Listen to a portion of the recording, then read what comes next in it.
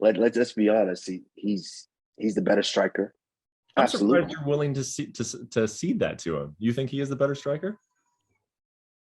Yeah, this is what I said. Like, but you tell me. I want to ask you a question. You tell me. Yeah. I skip 185 and I go up there in 205 and I grab that belt. Mm-hmm. What do you say about my career? All right, so we're going to talk about Kamaru Usman because Kamaru Usman did a long-form interview with Brett Okomoto, and he said 3 things that are notable.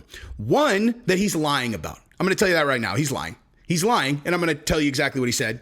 One, where I think he might just be incorrect about an assessment of himself versus someone else. And number 3, he said something that literally, like, my hands started shaking. I got so fired up, like where my hair stood on end, where I was like, damn, son. Like, damn. So we got a lie, we've got a he's wrong, and we've got I was so inspired that I wrote down the exact sentence because I was like, I can't forget to say that in the video. And if I know myself, I think I probably titled it something like Kamaru is full of, like that. If I was going to guess, that's probably what I titled the video. And I'll tell you exactly why. Because if there's one thing that I know in this world, it's what people are going to click on. Okay. That is what it is. I know if I say, wow, Kamaru just inspired me, it will get 1/5 the views. If I say Kamaru Usman's lying to you, son, he's making things up. Now I have no idea why that is, but I'm the same. If I saw, wow, Kamaru Usman inspired me, I'd be like, if it's like Kamaru's lying about this, I'd be like, wait, what did he lie about? It's about creating curiosity. And none of this is going to be, here's the thing, none of this is going to be negative towards Kamaru. None of it, actually. Even though it sounds like the first 2 are, they won't be, but you'll see. You'll see why they're notable, though. Now, before I get into this, if you like the content, subscribe and ring the bell. I would love to hear what you guys think about the previous comments that I just made. Why is that? Why do people care about a dude lying and they don't care about a dude saying something inspiring? I don't really understand that, but feel free to put it in the comments because that's what this channel is an interactive experience. I read the comments and I get a lot of my topics from the comments. Speaking of which, the video that I just posted, whichever the other video is that I did today that should be about Conor or conspiracy or the UFC live, whatever, something like that, watch it, dude. I'm serious. Watch it. I got that from a commenter, and that video is absolute burning my hand fire. And guess what, dude? I need to say one more thing. I said this at the end of the video yesterday, but I'm saying it right now. Okay, you know how I said I was shadow banned? It turned out I was.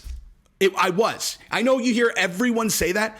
It's real. I talked to YouTube. They reset the algorithm. And since then, since I talked to them 3.5 days ago, I got 700 new subscribers in the previous month before that. And then 700 new subscribers the previous month before that, which was about 20% of my average.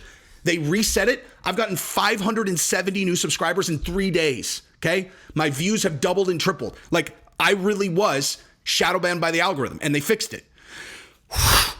Thank you guys. The only reason they would have done it is if my analytics were good enough. They went in, I don't know what, I have no idea what they did. They told me that it's fixed and it is according to my analytics. Thank you guys. And thank you YouTube. Seriously.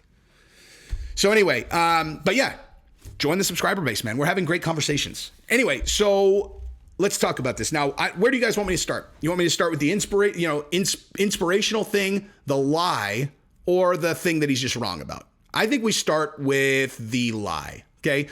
So Kamaru Usman did a long-form interview with Brett Okomoto, and the main thing that they were talking about, like the first half, was all about the Leon Edwards fight, obviously. And it was like, Brett was asking great questions, like he's asking the right questions. And if he's the one writing down the questions, excellent work, Brett Okomoto.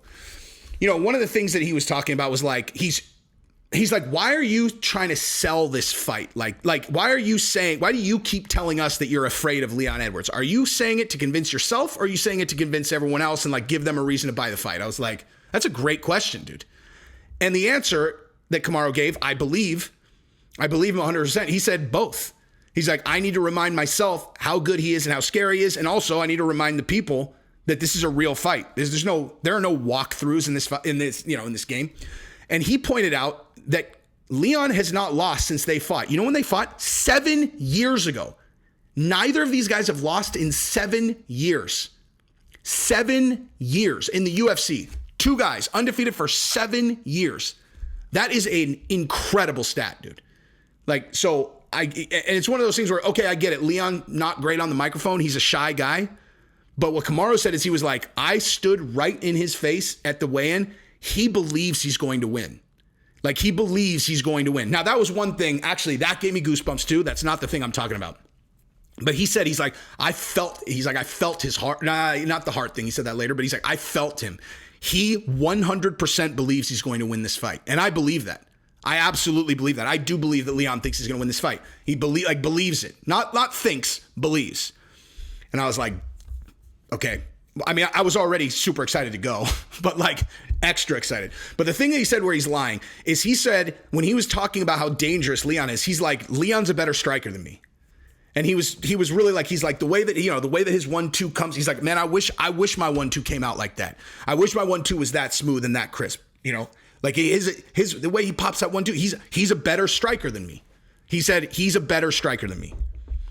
Do you honestly believe that Kamaru believes that Leon Edwards is a better striker than him? Do you believe that? Raise your hand if you believe that in Kamaru's head, he actually believes that Leon Edwards is a better striker than them. There's no fucking way that that's true, because it's just, there's no possible, like, because I can objectively say, you can say he has a faster, more crisp 1-2, but I'm pretty sure there are a lot more things having to do, other skills that go into who's a better striker. Okay. And I will go over those right now, because I'm sure a lot of people will be like, no. Leon Edwards is a better striker. All right. Is he? So let's go through it. Okay. What's the purpose, or what's your goal in the fight? How do you end a fight? Well, you land more strikes than the other guy. All right. Or you knock the other guy out. Right. Correct. And Kamaru against Masvidal, an excellent striker, what happened? They're all, he knocked him into another dimension. Right, so he won by knockout. Right. How about Gilbert Burns, who's an excellent striker, who put Mershard into another dimension, could not knock out while hitting with full scale shots. How'd Kamaru win? He won by knockout. He knocked him out with a jab. With a jab he knocked him out? Yeah, knocked him out with a jab. Okay. What about Colby? Well, he wasn't as good of a striker in the first one, but he broke his jaw. He broke his jaw.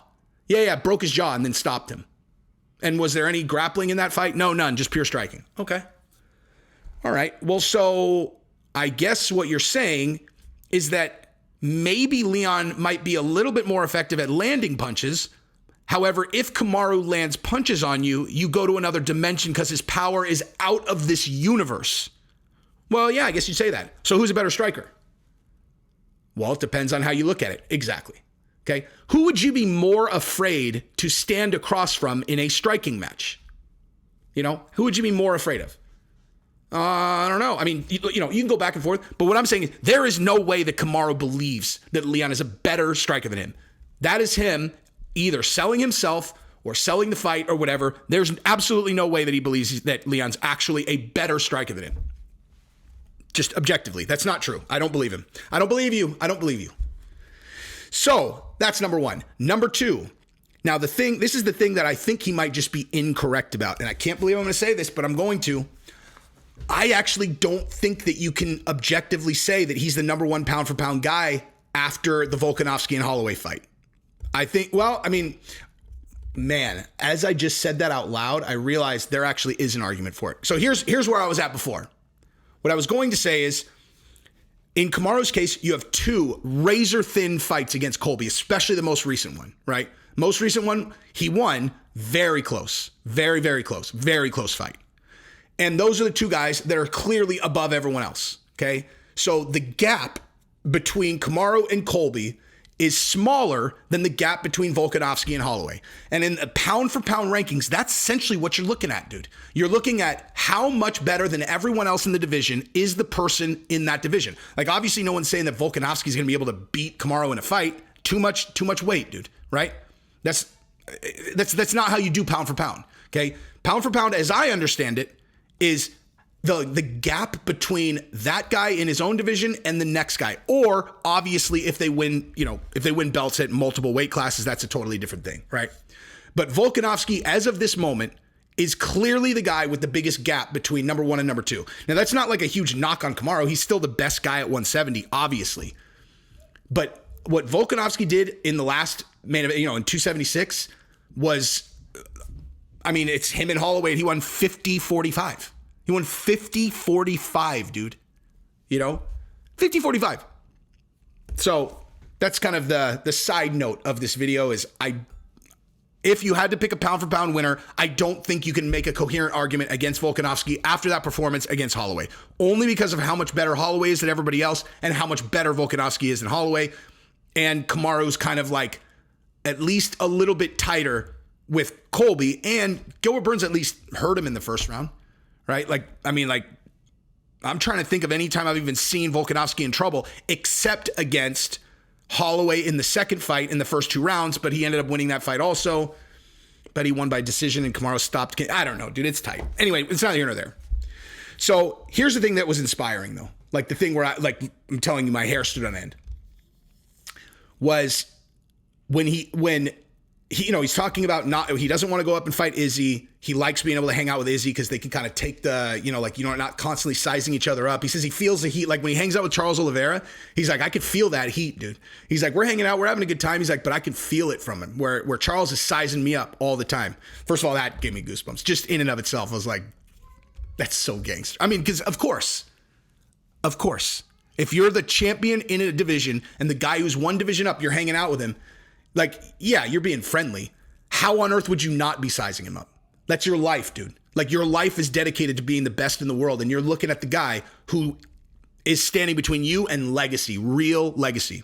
He said it's nice to hang out with Izzy because they're not going to fight each other. However, now Kamaru's talking about going straight up to 205. First of all, he said he wouldn't even take a big break. He's like, I wouldn't even, he's like, there. So Brett's like, so wouldn't that be like, wouldn't you need a big break to go up to 205 to fight for that belt? First of all, Kamaru's completely serious about that. Like he's completely serious about that. There's nothing about what he's totally serious, which is super gangster in and of itself. Now, do I think that he's likely to beat Yuri Prochazka? That's a completely different conversation. And I will have that conversation at the end of this video. But the thing that made my hair stand on end is Brett goes, so what, why would you do that? And Kamaru goes, so if I went up to 205 and I won that belt, how would you discuss my legacy? And then when I realized that's his GOAT fight, like to him, that's what that is. He's like, if I go up 2 weight classes with nothing in between and I win that belt, the GOAT conversation's over. Like he wants that fight. He's not like whenever I heard him and Ali Abdelaziz talking about this, like I thought they were hyping his career. I thought they were just making noise, I thought, that's just good business, right? Like it's just good business. There's no bad noise you can make, right? But when he says a thing like that and you're like, it sounds crazy, right? Like because no one's ever done it before. And so when I saw Brett ask him that and I saw him answer that way, he's serious.